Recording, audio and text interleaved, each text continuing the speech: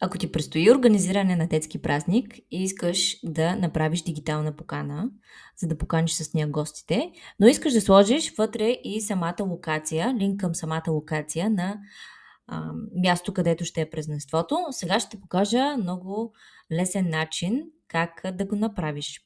Това, което първо трябва да направиш, е да отидеш в Google Maps и да намериш самото място. Аз съм си избрала съвсем произволен ресторант тук и отивам на Share и това, което ще направя, е да копирам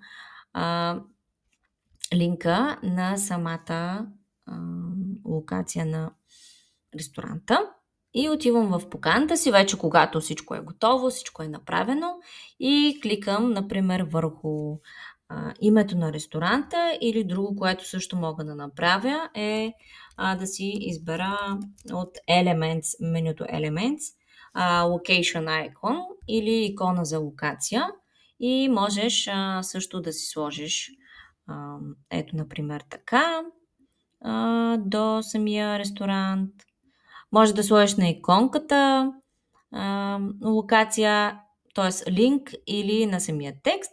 Но сега ще ти покажа как на самия текст можеш да го направиш.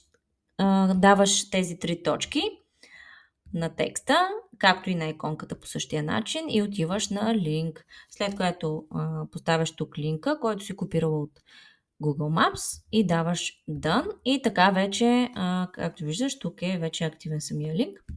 Това, което трябва да знаеш е, че слагайки линк по този начин, когато искаш вече да споделиш поканата, т.е. да я стеглиш от Canva, не е правилно да я стеглиш в JPEG или PNG формат. Това, което ще направим сега, ще ти покажа как по други два начина можеш да я споделиш. Първият начин е Public View Link, т.е. създаваш линк, който може да го изпратиш на гостите си и така те ще имат, т.е. могат да виждат само поканата и сега ще ти демонстрирам, само да го напиша, да го поставя като текст някъде, за да демонстрирам като го отвориш какво всъщност ще видиш. Ето го линка, вече кликайки на него, аз мога само, ето виж как ще се отвори. И това, което ти трябва да споделиш, е само линка на твоите гости.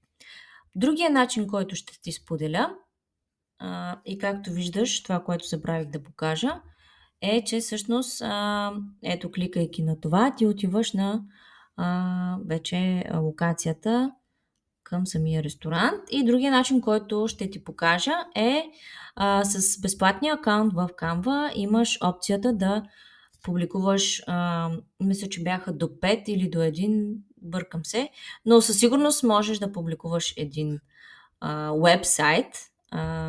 Така, отиваш на уебсайт и това, което трябва да направиш е тук да си напишеш някакво наименование на самата покана, т.е. това ще е линка. В случая при мен е някакъв дефолт, който аз съм избрала, но това, което ще ти се покаже тук като URL, т.е. URL адрес на сайта е твоят профил, името на твоя профил, my.canva.site и това, което ще направиш, примерно, детето се казва Виктория, например, втори нещо, рожден ден. Например, нещо такова. Така, и това, което трябва да направиш, само секунда, това, което трябва да направиш, можеш да го видиш как ще изглежда. Ето го в мобилен формат или това ще е на десктоп.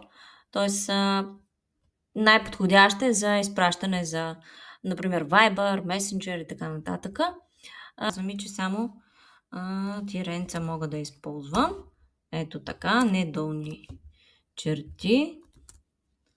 Така. И това, което се вижда тук е, че той е свободен. Този домен е свободен.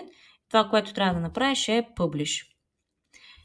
И много важно нещо е, когато го публикуваш, при всяко пипане на текста или на нещо друго, трябва пак да го публикуваш. И така можем да видим готовия уебсайт, като, както казах, той е най-подходящ за мобилен телефон, т.е. да го гледаш на мобилен телефон. И както виждаш тук, ето сега ще кликнем на линка и ще го отвори.